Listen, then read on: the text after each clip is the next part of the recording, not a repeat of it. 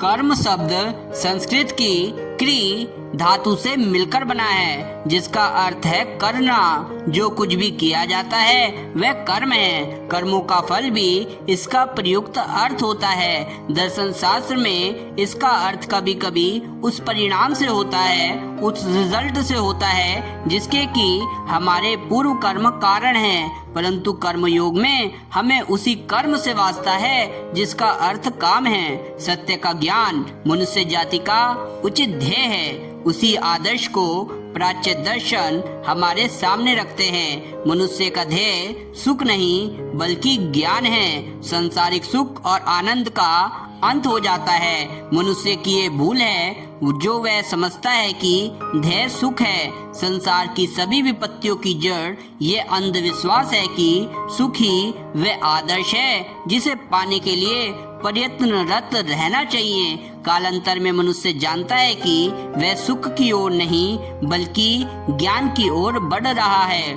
सुख और दुख दोनों शिक्षक है और वह उनसे शिक्षा लेना सीखता है। सुख और दुख उसकी आत्मा के सामने से गुजरते हुए उस पर अपनी छाया छोड़ जाते हैं और इन भाव चित्रों के सामूहिक परिणाम का नाम ही मनुष्य का चरित्र है। किसी का भी चरित्र लीजिए, वह उसकी भावनाओं और उसकी मानसिक प्रवृत्तियों की समष्टि है। उस चरित्र के निर्माण में सुख और दुख का समान भाग है। सुख और दुख समान रूप से चरित्र निर्मित करते हैं और कहीं कहीं दुख सुख से अधिक शिक्षा देता है। संसार के बड़े बड़े चरित्रों का अध्ययन करने पर यह देखा जा सकता है कि दुख ने सुख से अधिक शिक्षा दी, धन से अधिक निर्धनता ने उन्हें महत्ता का पाठ पढ़ाया।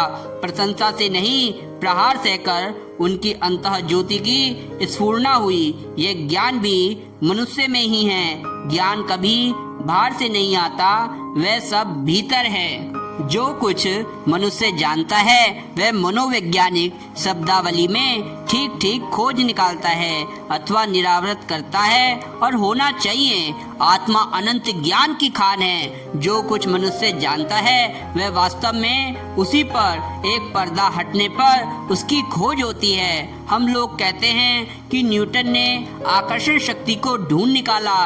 क्या आकर्षण शक्ति किसी कोने में बैठी उसका रास्ता देख रही थी?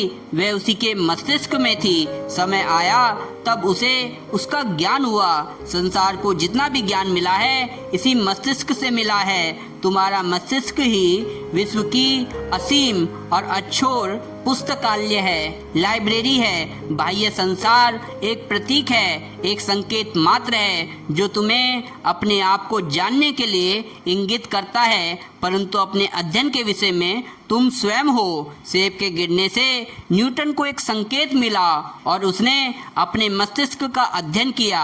उसने अपने मन की पूर्व विचार श्रृंखला को पुनः एकत्र किया और उनमें उसे एक नई श्रृंखला का पता चला जिसे हम आकर्षण शक्ति का नियम कहकर पुकारने लगे। ये वह उस सेब अथवा पृथ्वी की केंद्र स्थिति किसी वस्तु में ना थी। इस भांति सभी ज्ञान लौकिक और पारलौकिक ज्ञान जो है मनुष्य के चित्त में है। अनेक बार उनकी खोज नहीं हो पाती, वे आवृत रह जाते हैं। जब आवरण धीरे धीरे हटता जाता है तब हम कहते हैं हम सीख रहे हैं और सभी ज्ञान का विस्तार इसी खोज के क्रम से ही होता है। जिस मनुष्य पर से यह आवरण उठता जाता है वह ज्ञानी होता है। जिस पर वह गहरा पड़ा होता है वह मूर्ख होता है और जिस पर से बिल्कुल हट जाता है वह सर्वज्ञ सर्वंतर्यामी हो जाता है। सर्वज्ञ मनुष्य हो चुके हैं और मुझे विश्वास है कि अभी होंगे। भावी सृष्टि कर्म में वे अनगिनत होंगे। चमकदार पत्थर में निहित अग्नि की भांति ज्ञान मनुष्य के भीतर है। संकेत ही वह संघर्ष है जिससे वह अग्नि की उत्पत्ति होती है। इसी भांति हमारे कर्म और भावनाएं, रोना हंसना, सुख दुख, अभिशाप आशीष, प्रशंसा निंदा, अपने आप को शांतिपूर्वक मनन करने पर इनमें से प्रत्येक को हम विभिन्न बाह्य प्रहारों से अपने भीतर ही उत्पन्न हुआ देख सकते हैं, जिसका फल हम हैं। इन सब प्रहारों का समष्टि नाम कर्म है। प्रत्येक मानसिक व शारीरिक प्रहार जो आत्मा में अंतर्निहित स्फुरण करने के लिए, उसे अपनी उचित शक्ति और ज्ञान को जानने के लिए उस पर किया जाता है, वह कर्म है। कर्म शब्द ये विशाल अर्थ है। हम सभी लोग अपने जीवन में कर्म करते हैं। मैं आप लोगों से वार्तालाप कर रहा हूँ, यह कर्म है। आप लोग सुन रहे हैं, वह कर्म है। हम लोग जो सांस लेते हैं वह कर्म है। हम लोग चलते हैं, यह कर्म है। बात करते हैं, कर्म है। प्रत्येक क्रिया शारीरिक व मानसिक जो हम करते हैं वह कर्म है। वह निरंतर अपने चिन्ह हम पर छोड़ती जाती है। कुछ काम ऐसे होते हैं जो अनेक छोटे कामों का जोड़ और उनका परिणाम होते हैं। समुद्र के किनारे खड़े हुए तटभूमि से टकराती लहरों का शब्द सुनकर हम कहते हैं वह कितना गंभीर और प्रबल है। फिर भी हम जानते हैं कि एक बड़ी लहर छोटी छोटी लाखों करोड़ों लहरों से बनती है। उनमें से प्रत्येक शब्द करती है, परंतु हम उन्हें पकड़ नहीं पाते। जब वे एक विशाल समष्टि बन जाती है, तभी उस गर्जन को हम सुन पाते हैं। इसी तरह हृदय का प्रत्येक स्पंदन कर्म के सामूहिक रूप का एक अंश है।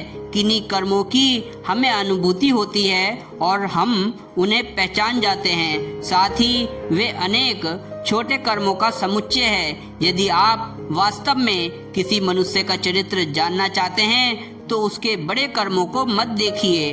कोई भी मूर्ख समय पाकर बुद्धिमान हो सकता है। मनुष्य को उसके छोटे छोटे काम करते देखिए, वे ही वास्तव में किसी महापुरुष का सच्चा चरित्र आपको बता सकते हैं। मौका पड़ने पर छोटे से छोटे आदमियों में भी बड़प्पन आ सकता है। सचमुच बड़ा तो वही है जिसका चरित्र सदा बड़ा है, और वह जैसा जहाँ भी हो, चरित्र निर्माण में कर्म ही सबसे बड़ी शक्ति है जिसका मनुष्य को सामना करना पड़ता है। मनुष्य एक केंद्र बिंदु की भांति है और वह विश्व की तमाम शक्तियों को अपनी ओर खींचता है।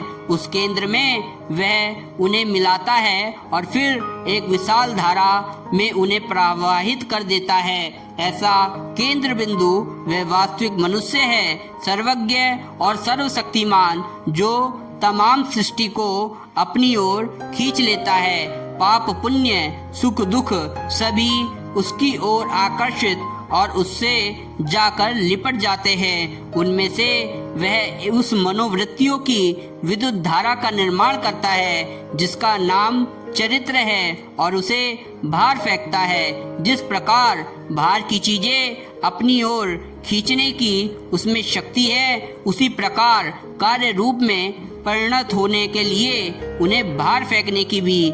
संसार में जितने भी काम हम देखते हैं, मनुष्य समाज के सभी आंदोलन, जितने काम हमारे चारों ओर होते हैं, वे सब विचार का चमत्कार और मनुष्य की मनः शक्ति का प्रकटीकरण मात्र है। यंत्र, कलपुर्जे, नगर, जहाज, सब कुछ उस मना शक्ति का स्पष्टीकरण है। और इस शक्ति के मूल में चरित्र होता है और चरित्र के मूल में कर्म।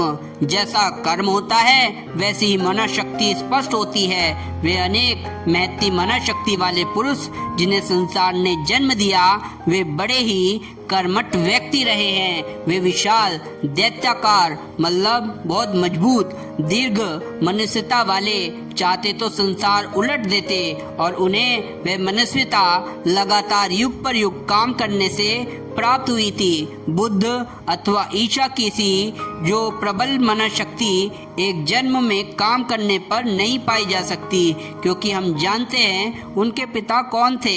वे यह मालूम नहीं कि उनके पिता ने मनुष्य जाति की भलाई के लिए एक शब्द भी कहा था। जैफिस की तरह सैकड़ों बढ़ई हो चुके हैं और अभी भी जीवित हैं। बुद्ध के पिता से सैकड़ों राजा यहाँ हो चुके हैं। यदि केवल पैतृक आदान प्रदान की बात है तो क्या कारण है कि उस छोटे से राजा ने, जिसकी आज्ञा शायद उसके कर्मचारी ही ना मानते थे, उस पुत्र को जन्म दिया जिसका आधी दुनिया नाम जपती है। बड़ई और उसके पुत्र के मध्य में उस अंतर का क्या कारण है जिससे दूसरे को लाखों मनुष्य देवता के समान पूजते हैं? पैतृक संबंध ही उसके मूल में नहीं हो सकता।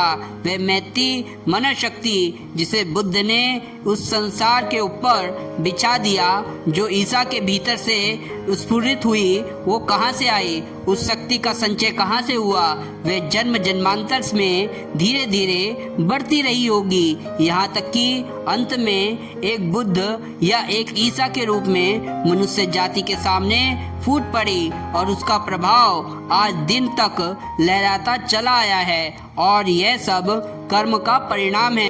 जो बोता है वही काटता है, ये एक अमर सिद्धांत है। शायद हम कभी सोचते हैं कि वह सच नहीं, परंतु गत्वा हमें उसकी सच्चाई स्वीकार ही करनी पड़ती है। मनुष्य जीवन भर समृद्ध होने के लिए हाथ पैर पटका करे, हजारों को धोखा दे, परंतु अंत में उसे मालूम होता है कि वह समृद्ध होने के योग्य ना था, तब उसका जीवन उसके लिए भार हो जाता है। सांसारिक भोग की वस्तुएं हम एकत्र करते जाएं, परंतु हमारे पास रहता वही है जिसे हमने सचमुच कमाया होता है। मूर्ख संसार भर की पुस्तकें खरीदकर अपने पुस्तकालय में रख सकता है, लेकिन उनमें से वह पढ़ उन्हीं को सकेगा जिन्हें पढ़ने की उसमें योग्यता होगी, और ये योग्यता कर्म से उत्पन्न होती है। हमारी योग्यता, हमारी ग्राह्य शक्ति हमारे कर्म के अनुरूप होती है। हम जो कुछ है उसके लिए हम उत्तरदायी हैं। हम जो कुछ होना चाहे वह हो सकने की शक्ति हम में है। यदि हमारा वर्तमान रूप हमारे पूर्व कर्मों का परिणाम है, तो निश्चय ही अपने आज के कर्मों द्वारा हम अपना भावी रूप से अपना जीवन बना सकते हैं। इसलिए हमें कर्म करना सीखना है। आप कहेंगे कर्म करने सीखने से क्या लाभ? संसार में किसी न किसी ढंग से सभी कर्म करते हैं, परंतु शक्ति का अपव्यय भी तो किया जा सकता है। कर्म योग के संबंध में गीता में यह कहा गया है कि कर्म को चतुरता से एक विज्ञान की भांति करने पर कर्म कैसे किया जाए ये सीख लेने पर ही उत्तम फल मिल सकता है। आपको ये याद रखना चाहिए कि सब कर्म मन की शक्ति को जगाने के लिए है। जो वहाँ पहले से है वो आत्मोद्बोधन के लिए है। प्रत्येक मनुष्य के भीतर शक्ति है, ज्ञान है। भिन्न कर्म उसे प्रतिफलित करने के लिए उस महादानव को जागृत अवस्था में लाने के लिए एक प्रहार स्वरूप है। मनुष्य अनेक प्रकार की इच्छाओं से प्रेरित हो कर्म करता है। बिना इच्छा के कर्म नहीं हो सकता। कुछ मनुष्य कीर्ति के अभिलाषी होते हैं और वे कीर्ति के लिए काम करते हैं। कुछ धन पाना चाहते हैं और वे धन के लिए काम करते हैं। कोई शक्ति अर्जित करना चाहता है, वे शक्ति के लिए कार्य करते हैं। अन्य स्वर्ग जाना चाहते हैं, वे उसी के अनुसार प्रयत्न करते हैं। कोई मरने पर यहाँ अपना नाम छोड़ जाना चाहते हैं, जैसा कि चीन में होता है, जहाँ बिना मरे किसी को उपाधि नहीं मिलती। हमारे यहाँ की प्रथा से वह अच्छी ही है। वहाँ जब कोई मनुष्य बहुत साधु कर्म करता है तो उसे उसके मृत पिता को अथवा पितामह को उच्च उपाधि से विभूषित करते हैं। कुछ मनुष्य उसके लिए कर्म करते हैं। किन्हीं मुसलमान संप्रदायों में के अनुयायी अपने तमाम जीवन मकबरा तैयार करने में व्यस्त रहते हैं, जिसमें वे मरने पर वे दफनाए जा सके। मैं ऐसे संप्रदायों को जानता हूँ जहाँ बच्चा होते ही वे उसके मकबरे का प्रबंध करना आरंभ कर देते हैं। उनके यहाँ मनुष्य का सबसे महत्वपूर्ण कार्य और जिसका मकबरा जितना अधिक विशाल और शोभावान होता है वह उतना ही अधिक भाग्यशाली समझा जाता है। अन्य प्रायश्चित के लिए शुभ कर्म करते हैं, हर तरह के वे पाप करते हैं। बाद में एक मंदिर बनवाकर और पंडितों को कुछ घूस देकर स्वर्ग के लिए परवाना पा लेते हैं। वे समझते हैं कि इस उदारता से उनकी कालिमा धुल जाएगी और पापी होते हुए भी वे साफ बच जाएंगे।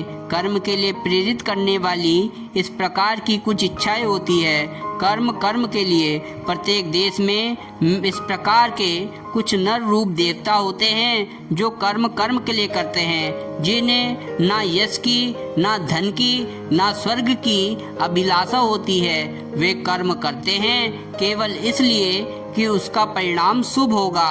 अन्य जो गरीबों की भलाई और मनुष्य जाति का हित करते हैं और भी उच्च विचार वाले होते हैं। अच्छे कर्म करना अच्छा है और इसलिए जो कुछ अच्छा होता है वे उसे प्यार करते हैं। अब उसी इच्छाओं के विषय पर आते हैं। धन और यश की इच्छाओं का शायद ही कभी तुरंत फल मिलता हो। धन और यश प्राय हमें तब प्राप्त होते हैं जब हम वृद्ध हो जाते हैं और जीवन से विदा लेने का समय आ जाता है।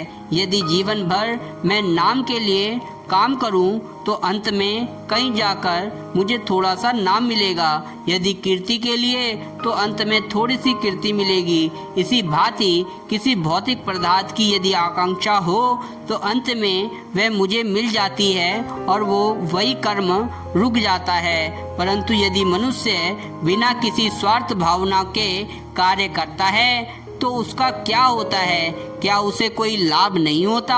हाँ, होता है। उसे सबसे बड़ा लाभ होता है। स्वार्थहीनता से अधिक लाभ होता है। केवल मनुष्य में उसका आचरण करने का धैर्य नहीं, सांसारिक लाभ भी उससे अधिक होता है। प्रेम, सत्य, त्याग अलंकारिक संकेत मात्र नहीं, वे हमारा सर्वोच्च आदर्श है। शक्ति का महत्तम विकास उन्हीं के द्वारा संभव है। सबसे पहले एक मनुष्य जो 5 दिन अथवा 5 मिनट के लिए भी बिना किसी स्वार्थ भावना के स्वर्ग, नर्क, भूत, भावी आदि का विचार किए काम कर सकता है, अपने में एक महान अध्यात्म वीर की होने की सामर्थ्य रखता है। ऐसा करना कठिन है, पर अपने गूढ़ से गूढ़ अंतर हृदय में हम उसका मूल्य और उसका कितना सुंदर परिणाम होगा भली भांति जानते हैं। ये महान निरोध शक्ति का सबसे बड़ा परिचय है। स्वेच्छा रुद्ध सभी बाह्य कर्मों की उपेक्षा शक्ति का महत्तर परिणाम है। 4 घोड़ों से जुटी गाड़ी पहाड़ी के ढाल पर बिना बाधा के दौड़ती चली आ सकती है अथवा सारथी घोड़ों को रोक ले। शक्ति का परिचय किससे अधिक मिलता है? उन्हें रोकने से या चले जाने देने से। एक गेंद हवा में उड़ती हुई दूर जाकर गिरती है, दूसरी की गति की दीवार से टकराने से रुक जाती है और विद्युत के समान उष्णता का जन्म होता है। इसलिए बाह्य कर्म स्वार्थ भावनाओं का अनुगामी होता है और आगे पीछे उसका लोप हो जाता है। उसमें शक्ति तुम में लौटकर नहीं आ सकती, परंतु यदि स्वेच्छा निरोध किया जाए तो शक्ति बढ़ेगी और इस प्रकार के निरोध से वह मना शक्ति उत्पन्न होगी। वह चरित्र बनेगा जिससे एक ईसा और एक बुद्ध होता है। मूर्धी ये रहस्य नहीं जानते, फिर भी वे मनुष्य जाति पर अपना प्रभुत्व स्थापित करना चाहते हैं। मूर्ख ये नहीं जानता कि वह भी यदि कर्म करे और प्रतीक्षा करे तो समस्त संसार का स्वामी हो सकता है। कुछ दिन धैर्य रखे, स्वामित्व के क्षुद्र विचारों का निरोध कीजिए। जब वह विचार पूर्णतः चला जाएगा तब आपकी इच्छा शक्ति से ब्रह्मांड शासित होगा। मनुष्य 4 पैसों के पीछे अंधा बना घूमता है। उन क्षुद्र 4 पैसों के लिए अपने भाई मनुष्य को धोखा देने में तनिक भी पीछे नहीं हटता, परंतु यदि वे धैर्य धारण करे तो वह ऐसा चरित्र बना सकता है इच्छा करने पर करोड़ों अपने पास बुला सके। परंतु हम सब ऐसे ही मूर्ख हैं। हम में से अधिकांश की कुछ दिनों के आगे दृष्टि नहीं पहुंचती, जैसा कि कुछ पशु 2-4 कदम के आगे नहीं देख सकते। एक छोटा सा व्रत यही हमारा संसार है। इसकी क्षैतिज पाकर देखने का हम में धैर्य नहीं, हम पापी अनाचारी हो जाते हैं। यही हमारी शक्तिहीनता, निर्बलता है। छोटे से छोटे कामों से भी नाग भौ नहीं सिकोड़ना चाहिए। मनुष्य अपने स्वार्थ के लिए, धन और यश के लिए काम करे, यदि वह इनसे महत्तर अभिष्य नहीं जानता, परंतु प्रत्येक मनुष्य को क्षुद्र इच्छाओं से उठकर उच्च इच्छाओं की ओर जाना होता है और जानना होता है कि वे इच्छाएं क्या है। काम करने का हमारा अधिकार है, उसके फल का नहीं। फल कर्मों के परिणाम की चिंता छोड़िए, फल का विचार कौन करे। जब आप किसी मनुष्य की सहायता करें तब इस बात का तनिक भी ध्यान नहीं कीजिए कि आपके प्रति उसके हृदय में कैसे भाव है। फलों की नाप जोख कर उन्हें पहचानने का विचार ना कीजिए। जब आप कोई बड़ा काम या कोई अच्छा काम करें तब उसका परिणाम क्या होगा, इसका तनिक भी आगा पीछा ना कीजिए। कर्म के इस आदर्श के संबंध में विचार के लिए एक कठिन प्रश्न उठता है। घोर अध्यवसाय आवश्यक है, मेहनत आवश्यक है। हमें निरंतर कर्म करते रहना चाहिए। एक क्षण भी बिना कर्म किए हम रह नहीं सकते। तब आदर्श शांति के विषय में क्या कहा जाए। एक और आजीवन घोर परिश्रम का चित्र है और अपने सामाजिक जीवन चक्र में हम द्रुत गति से घूमते हैं, और दूसरी ओर शांत निर्लिप्त संन्यास का चित्र है। चारों ओर शांति, कोई दिखावे की वस्तु नहीं, कोई हलचल कोलाहल नहीं, केवल प्रकृति, पशु, फूल और पर्वत। इनमें से कोई भी पूर्ण चित्र नहीं। असमर्थ सन्यासी संसार के अजत्र घूर्ण्यमान व्रज चक्र के क्षुद्र संघर्ष से भी सहस्त्र छिन्न विच्छिन्न हो जाएगा। समुद्र तल में रहने वाली मछली सतह पर आते ही जैसे टुकड़े टुकड़े हो जाती है। नीचे जल का भार उससे सुरक्षित रखता है। इसी भांति वे अकर्मण्य सन्यासी संसार के संसर्ग में आते ही छिन्न भिन्न हो जाते हैं। क्या एक मनुष्य जो जीवन के प्रखर प्रवाह में बहने का आदी है, एकाएक किसी निर्जन स्थान में आकर जीवित रह सकता है? वहाँ से यदि जिया तो वह पागल खाने ही जा सकता है। आदर्श मनुष्य वह है जो अक्षुण्ण शांति और निर्जनता में रहता हुआ भी अविराम गति से कर्मण्य रहता है, तो और जो घोर कर्मण्यता का केंद्र होते हुए भी वन की भांति शांति और निर्जनता पाता है। उसने निरोध का रहस्य सीख लिया, अपने आप को उसने वश में कर लिया। विशाल नगरी के कोलाहल पूर्ण जनपद में जाते हुए भी उसका चित्त ऐसा शांत रहता है जैसे वे किसी दूर पर्वत कंदरा में बैठा हो जहाँ पक्षी न बोलता हो, और सारे समय वह कर्मरत रहता है। यही कर्मयोग का आदर्श है। और यदि आप वहाँ तक पहुँच गए तो वास्तव में कर्म का रहस्य जान लिया। परंतु हमें आदि से आरंभ करना पड़ेगा। जो काम भी सामने आए हम उसे करें और धीरे धीरे स्वार्थ छोड़ते जाए।